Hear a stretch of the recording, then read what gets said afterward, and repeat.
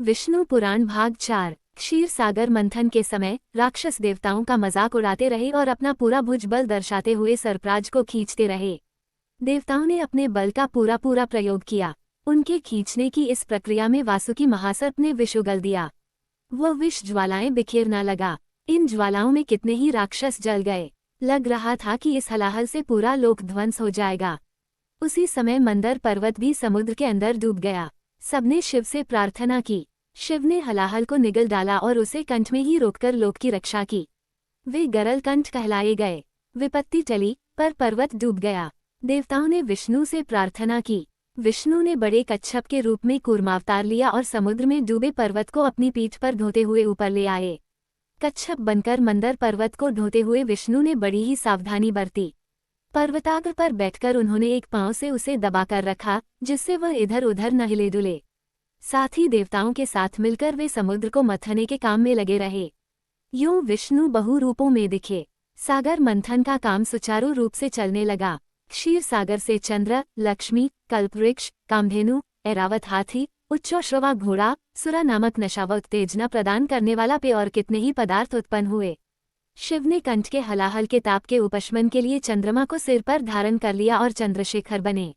लक्ष्मी देवी ने श्रीवत्स कौस्तुभ मणियों की वैजयंती माला पहनाकर विष्णु से विवाह किया। विष्णु लक्ष्मीकांत बने। देवता सुरा पीकर सुर बने। अंत में अमृत प्राप्त हुआ। आयुर्वेद के मूल विराट धन्वंतरी के रूप में अमृत कलश लिए अनेक औषधियों को धारण किए विष्णु पद्मासन पर आसीन हो समुद्र से होते हुए प्रकट हुए। अमृत के लिए जब क्षीर सागर मथा गया तब प्रारंभ में हलाहल विष उत्पन्न हुआ।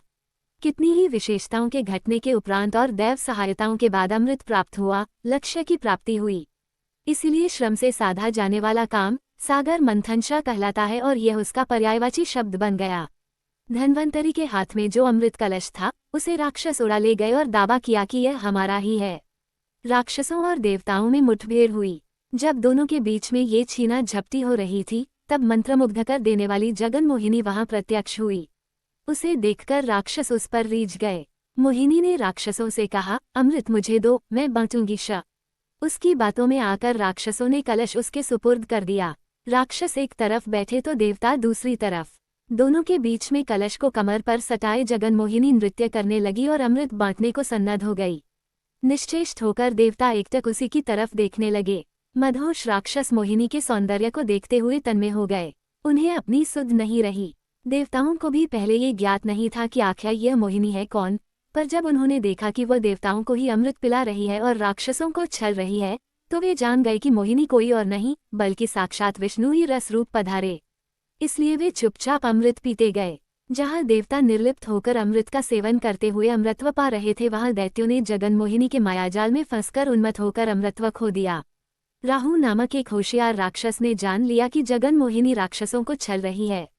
वह जल राक्षसी सिंहिका का पुत्र है।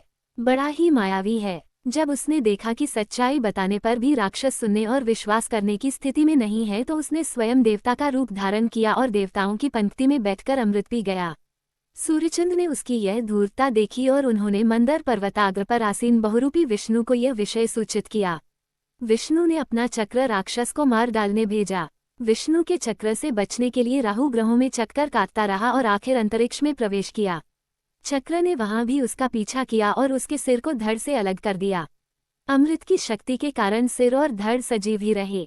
सिर राहु और धड़ केतु के रूप में दो ग्रहों में परिवर्तित हुए और ग्रह राशि में सम्मिलित हो गए। राहु केतु ग्रहों के कारण अब ग्रह 9 हो गए। राहु केतु सूर्य चंद्र पर बहुत क्रोधित थे क्योंकि उन्हीं के कारण उसकी पोल खुल गई। प्रतिकार की भावना से वे अमावस्या व पूर्णिमा के पर्व दिनों में उन पर छाने लगे और उन्हें पीड़ित करने लगे। यूं सूर्य चंद्र ग्रहण बने। पूरा का पूरा अमृत देवताओं को पिलाकर मोहिनी अदृश्य हो गई। राक्षसों को अपनी त्रुटि मालूम हो गई। तब से लेकर वे विष्णु और देवताओं के कट्टर दुश्मन बन गए। अमृत मंथन के दौरान विष्णु ने कूर्मावतार, धन्वंतरी का अवतार तथा मोहिनी का अवतार धारण किया। धन्वंतरी अमृत के साथ साथ औषधियां तथा औषधिवेद भी ले आए। वैद्य शास्त्र के अधिदेवता व वैद्यों के कुलदेव के रूप में धन्वंतरी की पूजा होने लगी। जगन मोहिनी विश्वमोहिनी मानी जाने लगी और सौंदर्य व विलास का प्रतीक बनी। नारद जगन मोहिनी अवतार की प्रशंसा करते हुए जगन मोहिनी राग को महती वीणा पर झनकृत करते हुए कैलाश गए। पार्वती ने ये सुनकर नारद से कहा, अधम और नीच राक्षसों को छलने मात्र से क्या जगन्मोहिनी कहलाने के योग्य हो जाएगी? हाँ माते, किसी को भी आनंद सागर में डुबो देने वाली और अपने सौंदर्य व हाव भावों से विश्व भर को अपने वश में कर लेने वाली जगन्मोहिनी ही तो है। कहते हुए नारद वहां से चले गए। पार्वती ने यह बात शिव से बताई। शंकर मुस्कुराते हुए चुप रह गए। बाद में पार्वती के साथ नंदी वाहन पर आसीन होकर वैकुंठ गए और विष्णु से कहा, तुम्हारे जगन्मोहिनी अवतार को देखने की मेरी तीव्र आकांक्षा है। इसी उद्देश्य से यहाँ आया हूँ। संकट के निवारण के लिए कोई न कोई वेश धारण करना ही पड़ता है। तुम्हारे लिए भी यह बाएं हाथ का खेल है। विष्णु यूं कहते हुए अंतर्धान हो गए। इतने में शिव ने जगन्मोहिनी को थोड़ी दूर पर फूलों की गेंद से खेलते और गाते हुए देखा। शिव सब कुछ भूल गई और उसके पास गए, पर जगन्मोहिनी उनके हाथ नहीं आई और वह विश्व आकाश में घुस गई। हाथ फैलाते हुए शिव उसका पीछा करने लगे। पार्वती स्तंभित होकर ये दृश्य देखती रह गई। शिव मोहिनी के इस लीला विनोद को ब्रह्मा आदि देवता बड़े ही चाव से देखने लगे। नंदी निश्चेष्ट होकर देखता रहा। नारद महती वीणा पर शिवरंजनी राग को झंकृत कर रहे थे। आगे आगे जगन्मोहिनी और पीछे पीछे शिव दौड़ते हुए गए और कुछ ही समय में दोनों दिखाई नहीं पड़े। पार्वती कैलाश पहुंच गई। जगन्मोहिनी तेजमंडलों से होते हुए शिव को पूरे विश्व में घुमाया और कैलाश पहुंची। शिव को उसे छूने से मना करती हुई जब वो पार्वती के पास जाने लगी तब शिव ने उसकी कमर पकड़ ली। देखा, आपका पतिदेव कितना नटखट है, कहती हुई भय के मारे वह पार्वती के पास खड़ी हो गई। देखते देखते जगन्मोहिनी पार्वती के सम्मुख विष्णु के रूप में प्रकट हुई। भ्राते, आप विश्वमोहन जगन्मोहिनी केशव स्वामी हैं। ये सब कुछ शिव केशव लीला नाटक है न? पार्वती ने विष्णु से पूछा। हाँ, आपने ठीक कहा, कहते हुए वीणा बजाते नारद वहां आए।